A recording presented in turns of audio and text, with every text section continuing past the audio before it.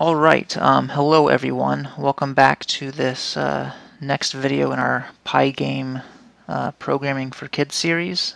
So if you've been looking at the past videos and following along, in the descriptions I've included some extra exercises that would be good for you to do.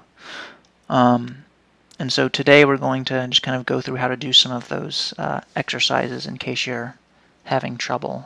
But I definitely try to do them on your own first. So I'm going to open up idle, our sort of Python shell and editor here to get started, and then I'm going to open up our game, kind of where we left off.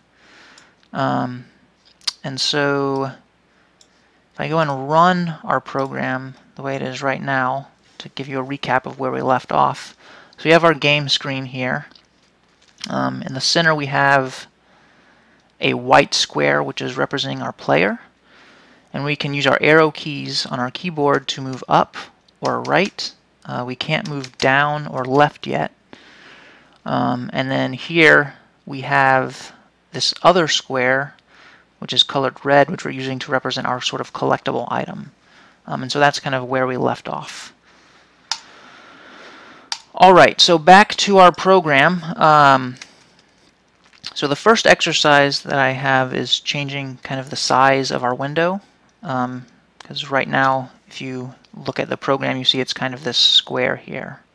So how can we go about doing that? Well, if we've written our code well so that we're using good variable names and it's easy to read, we should be able to kind of just read through our code and find the part that we need to change. So let's start doing that. So if we go to the top of our program here, we see at the top we have these two import statements, which are just importing kind of these libraries or modules of code that other people have written so that we can use them in our program. That's not really related to the size of the game screen. So we'll move on. Next we have this section of code that is initializing Pygame, which is the graphics and game programming library we're using. That doesn't seem related. So if we continue reading our code, you'll see this next line here is I have a comment that says create the game screen. And so that seems like it might be related to what we're looking for here. So if we continue reading, we see that we have this constant that we're defining as our screen width in pixels, and we're setting it to 400, and then we're doing a similar thing for the height. And then on this next line, we are calling this Pygame display.setMode function to create our screen, and we're passing the size, the dimensions, the width and height of that we want, and then getting back our screen and storing it in this variable. So that suggests to me that if we modify kind of these lines, we should be able to change the size of our screen. So let's do that. So let's just change the width to 500, and I'm going to hit Control S on my keyboard to save my program, and then hit F5 on my keyboard as the shortcut key to run it. And so now you can see our window is a little bit wider than before. Now just to sort of emphasize this, I can make it really wide, and then now you can see it's much wider than it used to be. And so while our original window was a square, now we've kind of made it more of a rectangle shape, so you can make it wider or taller. It doesn't have to be a square. And then just to emphasize this, I can make it much taller than it is wide by doing something like this. Say I'm doing 200 pixels wide. Actually, let's go to 300 right now. And if I run my program, you can see how I have a much taller window here. So that's kind of how you change the size of your window, your game screen. All right. So before moving on, I'm going to change the size back to 400 and 400. The next exercise I kind of have listed is changing the starting positions of the player and collectible. So following what we just did, we should hopefully be able to read our code and find the section in code that we need to modify to do that. So if we continue on to our next line, here we have a comment that says define the player's position. So that gives us a hint that this code is probably what we're going to need to do to change the player's position here. And sure enough, if we read here, we're creating two variables that define the player's position. The X position, which if you remember is horizontal, and then the Y position, which if you remember is kind of vertical, going top to bottom. So if we want to change that, we should be able to do that. So if I change it to say 300 on the X, I should see my player a little further to the right, and that appears to be correct. And then I can even make our player go a little further down. So let's do something like 275. So that's kind of how we can change the starting position of our player. Now another interesting thing is our window is only 400 by 400 pixels wide. So what happens if I set the player's position to 400, 400 here? Save my program with Control S, hit F5 on my keyboard to run. Oh, now you can see that we can't see our player character anymore. Why is that? Well, if you recall from when I was talking about how we are drawing our rectangles, the positions that we're using are the top left position. So of our squares or rectangles that we're drawing. So our player's top left position is technically right here in the corner, just off screen. So if we want our player to be kind of just in that bottom left corner there, we need to account for sort of the size of our player, which if you read further in the code, you'll see when we're drawing our player, we're defining the size here as 20 pixels. So if we want our entire player to fit on screen, we're going to need to take the width here and the height here, and then of our screen, and then subtract the size of the player, basically. So, for example, 400 minus 20 is 380. So if I do that, save my program and run it, you can see now our player character is just near the bottom right corner of the screen, touching it exactly. Now, similarly, if we wanted our player to be kind of in the top left corner, we could do 0, 0, and then you would see our player right up there. Alright, so I'm going to put the player back to where it was originally, 200, 200. And then we also want to change the collectibles position, so that's very similar. So if we read our code and find where the collectibles position is defined, we see it's at like 100, 100.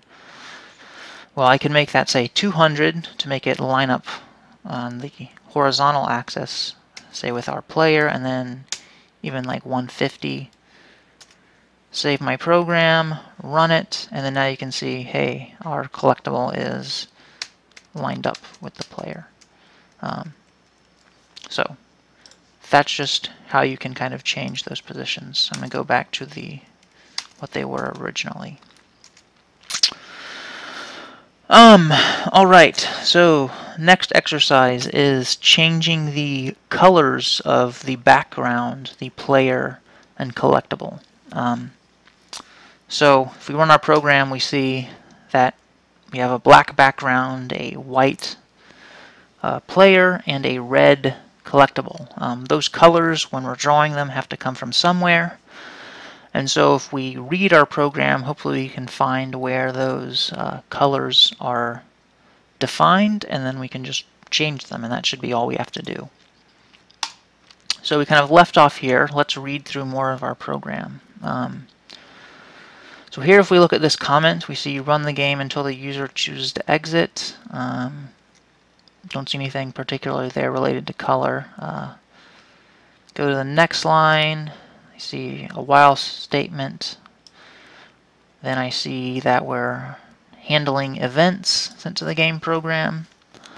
Then if I read inside that, I can see there's this comment about exiting the game. That's not related to color.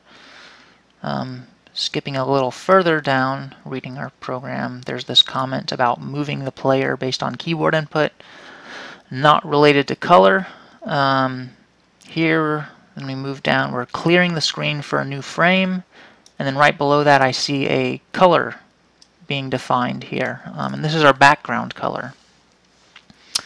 So this is probably what I'm going to need to change the background color. So if I do that, I probably just need to modify one or some of these numbers right here to change the background color. And if you remember, our colors are defined in terms of the amount of red, the amount of green, and the amount of blue. So just for the sake of kind of changing this, I'm going to change the last component here, the blue component, to I don't know, say 160. Sorry about that, had to sneeze. So if I do that, save my program, and then run it, then you can see, oh, how now I have this sort of blue background. So I've successfully changed the background now. Next is we want to change the player's color so we can continue reading our program. We find this section about drawing the player. So presumably this is going to have the code we want to look at, and there's a player color constant defined here. So if we want to change our player color, that should be what we're going to change here. And to do that, I'm probably just going to change the last component to be 0. So then we have a lot of red and green in our color, but no blue. If I run our program, you can see now that red and green light makes yellow. So that's the color of our player now. Last thing is changing the color of the collectible, which follows a similar pattern. We finish reading through all of this code about drawing the player, and next we find some code about drawing the collectible. So we should be able to change that to change the color of our collectible. So I'm going to add some blue to the collectible's color, and then if I run my program now, you can see, hey, now our collectible is sort of this purplish color here. So that's pretty much how we can change the colors of things in our program. Hopefully you understand that. And that also emphasizes kind of the importance of having good variable names and making your code easy to read, because when you want to change it later, make it better, things like that, you'll speed things up a lot and help yourself or others if you really can make your code easy to read. Alright, the next exercise is a bit different. So when we run our program, we have keyboard movement for up and right, but not down and left yet.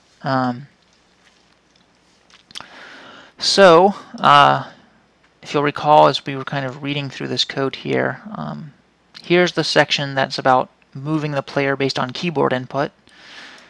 And if we read from that, we see we're looking for keys being pressed down, and then we're checking for the up and right arrow keys, but we're not checking for the left or down arrow keys. And so we need to update this code to check for those keys and then move the player appropriately. Now, based on these sort of constants that are defined here, you can probably guess what the down and left arrow key constants would be, but if you're not sure, you can always go to the Pygame website at pygame.org, and then the documentation here, let's see, I'm not sure where it is off the top of my head, but if we go to key here, we can see that, oh, there are many keyboard constants used for checking different things, and if we look through this, we should be able to find, oh, here are the constants related to up, down, left, and right, and so if we use those, then we should be able to handle moving down and left. So let's do that. So I'm going to go to the end of this code here for moving the player if the up key is pressed, and we're going to start adding some code to move the player down if the down arrow key is pressed. So I press enter, hit backspace to make sure my code is properly indented because I need to make this at the same level. And so then we can do if pygame.key down, meaning down arrow key, equals the key that's included in our event, we're going to want to then move our player down. How can we do that? Well, we need to modify our player's Y position, because if you remember, Y is up and down. And on our computer screens at least, down has increasing Y values, so we're going to add to the value already in Y by the amount that our player is moving. So if we do that, save our program and then run it, assuming I haven't made any errors, we should be able to press the down arrow key, and now we can move down in addition to up, right. Still can't move left yet, but we've confirmed that down is working, so we can move on to moving left now. Alright, so if we go back to our program, to handle the left key, we just need another if statement, just like what we've done. So pygame.key left, if that is equal to the key in the particular event that we've received. We're going to modify our player's X position, because X is horizontal, left and right, and since going left on our screens is decreasing X values, we're going to subtract from the current value in the player's X position based on the movement amount that we've defined. So if I save and run my program now, hey, I can move left now in addition to up, right, and down. We can't collect the collectible yet because we haven't covered like rectangle intersection, but that'll be coming at a later date. So, all right. I hope that you understand that. Next exercise is changing how much the player moves when the arrow key is pressed. Well, we just were interacting with the movement code, so we should have that code kind of fresh in our mind and should be able to figure out what we need to do pretty quickly.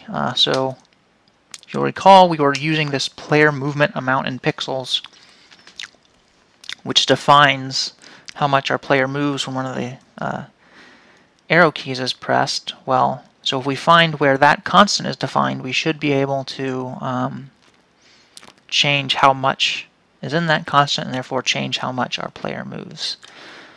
So if I make it sort of double the amount right up here of 20 from our program, you should see our player kind of moves much more. That could be a little hard to see, so I'll make it significantly more, 50. And if we run our program here, you can see our player jumps around quite a bit. Now if I make it really small, let's say 2 pixels each time a key is pressed, and then I run my program. Oh, let's try that again. There we go. You can see the player moves a really tiny amount when I press a key. So if I want to make the player move a lot, then I have to press a key many times to do that. So there you go. Right, I'm going to change this back to where it was originally at 10. So that's that. The next exercises, we want to change the sizes of the player and collectible. So how do we do that? Well, again, we should probably have the size defined somewhere in our program, so we just have to find that. So if we go read through our program here, you can see here that our player size, right on this line, we have a constant defined for that. If we want to change that, then presumably we could make our player, say, twice as big by changing that to 40. And there we go. So now our square for our player is much bigger.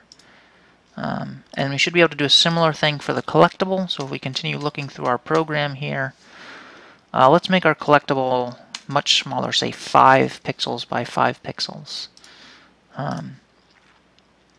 So there you go. So now you can see kind of up here, very tiny little collectible. So thus far we've been drawing our player and collectible kind of with the same width and height, which makes them squares. But what if we wanted to make one like wider or taller than the other? Well, right now our program only has a single size, so if we want to do that, we probably, to make our code readable and easier to modify later, would want to define some separate constants for the width and height. So I'm going to go to this line and just sort of change this to be the width of the player in pixels. And then if I want the height to be different, say our original value of 20, then I've sort of defined those, but I need to actually use them instead of the player size that we just sort of got rid of.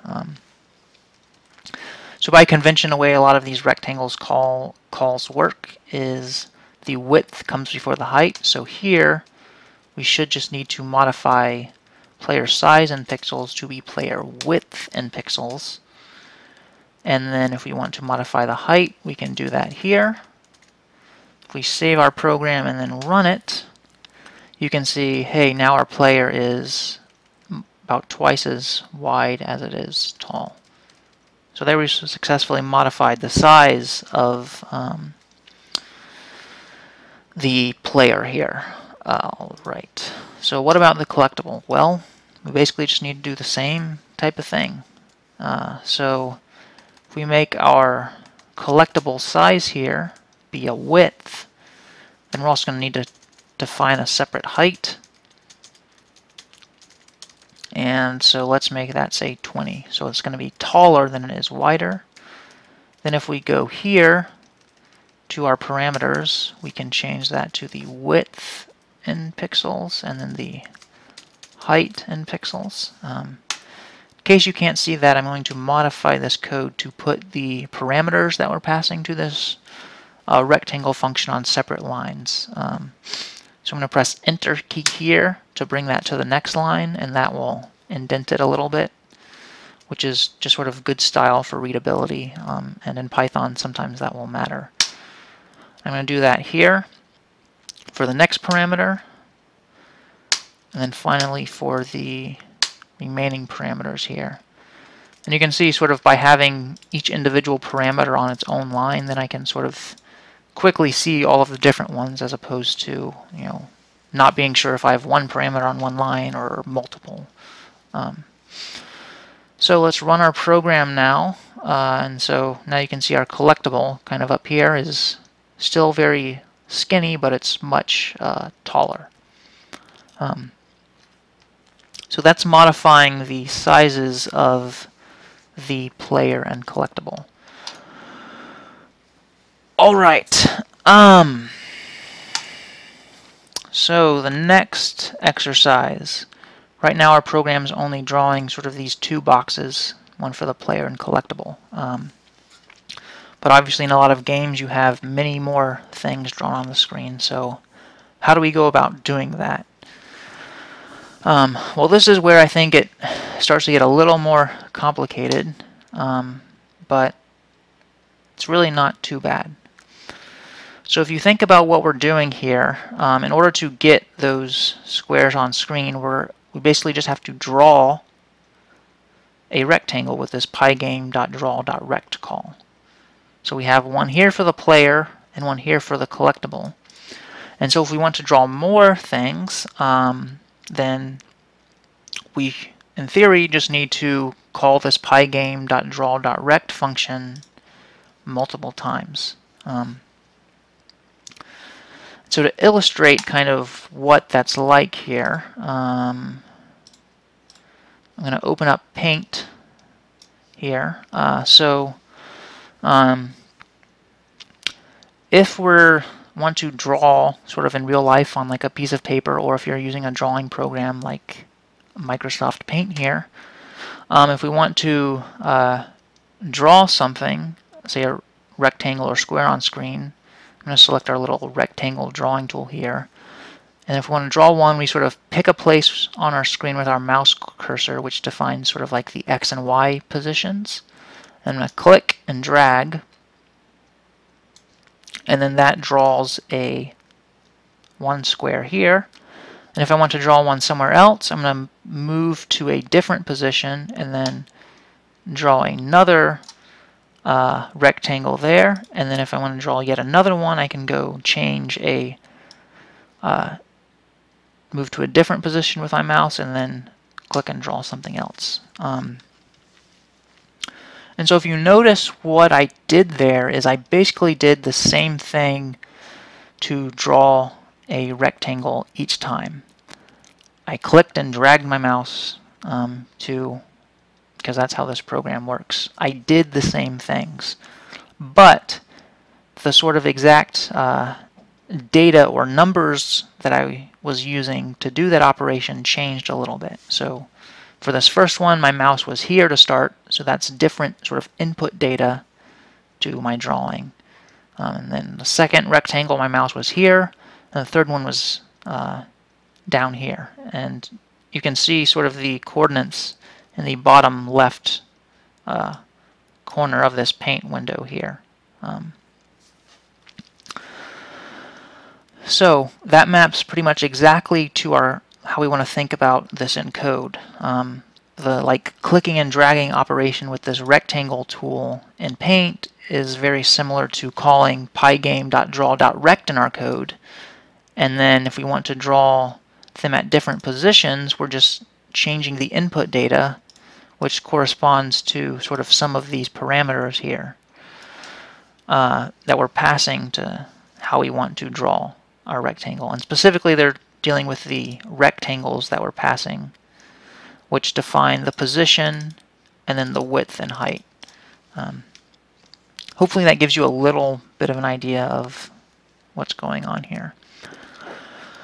So for the additional boxes we're going to draw, I'm going to make them collectibles.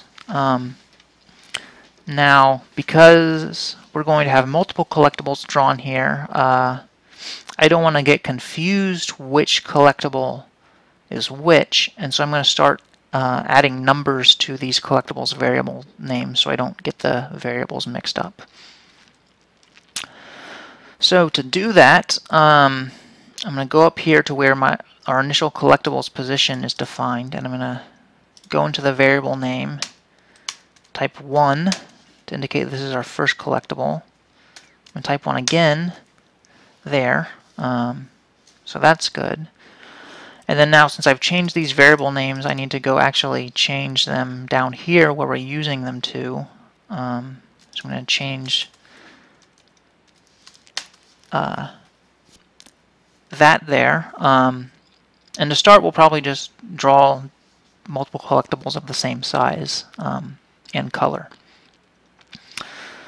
So that's basically all we have to do for that. Now, to avoid, because we're going to have to, because these collectible X and Y positions are going to need a change per collectible, I'm also going to want to modify this collectible rectangle variable name to indicate that we're doing the first one. So I'm going to modify that, then go here and modify where that variable is used. Save my program, and I'm going to run it before I do any more modifications to make sure I haven't accidentally broken something. So I run my program. It seems to run fine. Our collectible is still being drawn, so that's good. Alright, what next? Well, so let's draw another collectible. So I'm going to change this comment to say draw the first collectible. I'm going to go down to the end of that code and then start a new section for drawing the second collectible. Alright, so as I mentioned, the main thing we want to focus on is the absolute essential thing we need to do is draw the collectible. So we're going to draw to our screen, which is our sort of drawing surface. We're going to use the same color for the collectible, this other collectible too, and then we need to patch the rectangle for our second collectible. So I'm going to say we want a different variable, collectible2 rectangle, to hold the position and width and height of our second collectible. Now to actually use this, I have to define the variable, so I just sort of copied and pasted that variable name. So if you want to know a way to do that quickly on your keyboard, I'm going to hold Control and then Shift on my keyboard and then hit the left arrow key, which will basically take my mouse cursor from where it is currently blinking and then move to sort of the beginning of the previous word. Now I'm going to press Control C on my keyboard, which will copy the text that's currently selected. I'm going to go up with my up arrow key to the previous line and then press Control V, which is the shortcut key for paste, and then paste that variable name there. Alright, so we need to define our collectible, our second collectible's rectangle. So we do that with the pygame.rect function, just like we did up here for our previous collectible. We're going to need to pass a X and Y position for the second collectible. We're going to use the same width and height for all of our collectibles now.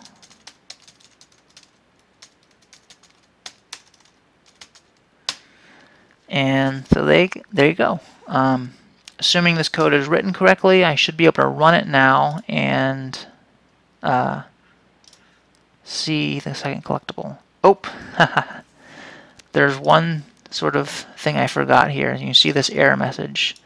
Collectible 2x is not defined. And that's on line 67, which is right here.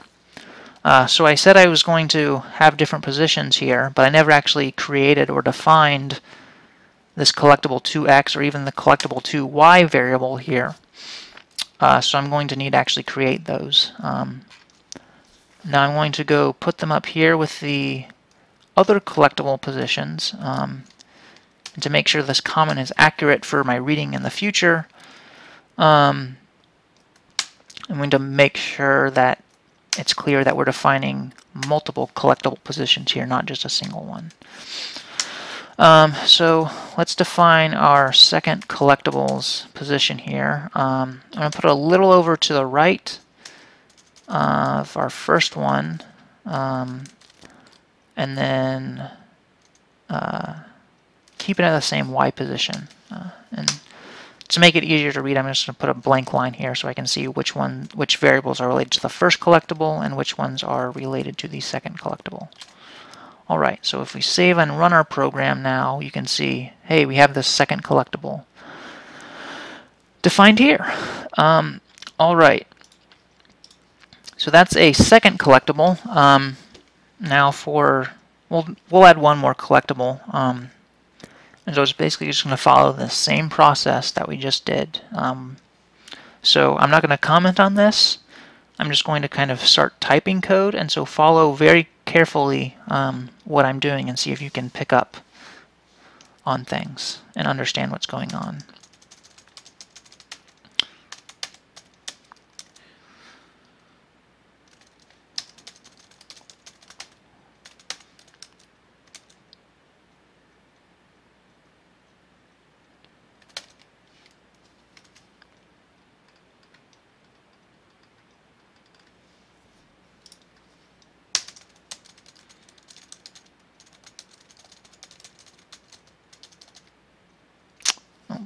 I did notice a typo I made before.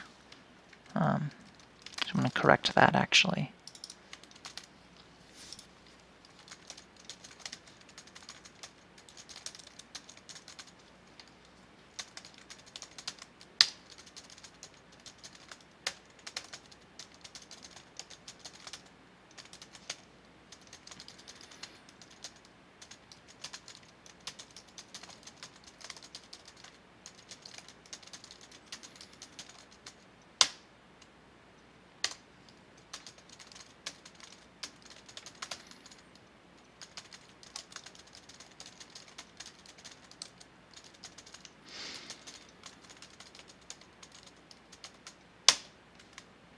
Alright, I think that's it. Let's run our program to make sure it's working as expected. Yep, so I have 3 collectibles drawn. You can see one up here, one a little bit to the right, and one a little bit below. So that's that. Now you notice all our collectibles were sort of the same size and color. So for the last exercise, we're going to want to draw them with several different sizes or colors. So how do we do that? Well, it's basically the same process we did for the drawing them in different positions. We're just going to need to create separate variables to define the colors and sizes of our second and third collectible. So let's start with the color. So again, to avoid confusion here, I'm going to go modify my existing names to make it easier to read my code later. So I'm going to change this to collectible 1 color, go down here, change that. Make sure my program's still running fine. Oh, I probably changed something. Ah, right. So I can't actually use this collectible color constant down in these other calls because I've gotten rid of it because I've changed the name to something else. So we'll have to correct that first. So let's just go ahead and define a color for our second collectible.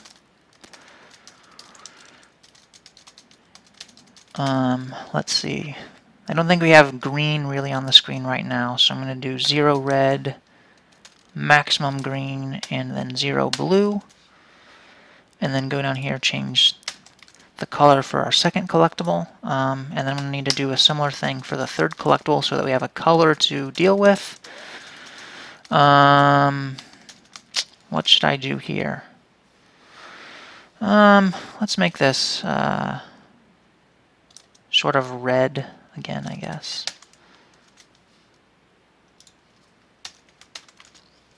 Alright, so now I think I've typed that correctly, so let's see. Yep.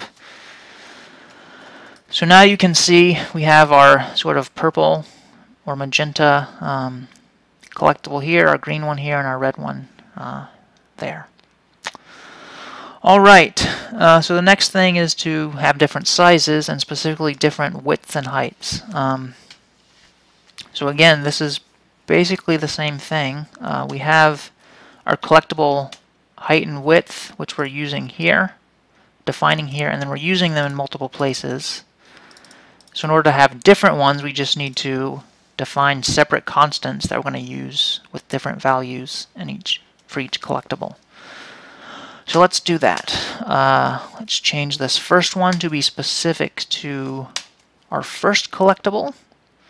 Then we're going to need to change that there. And then for our second collectible, we're going to need to define separate width and height variables for it. Let's make the second collectible 10 pixels wide.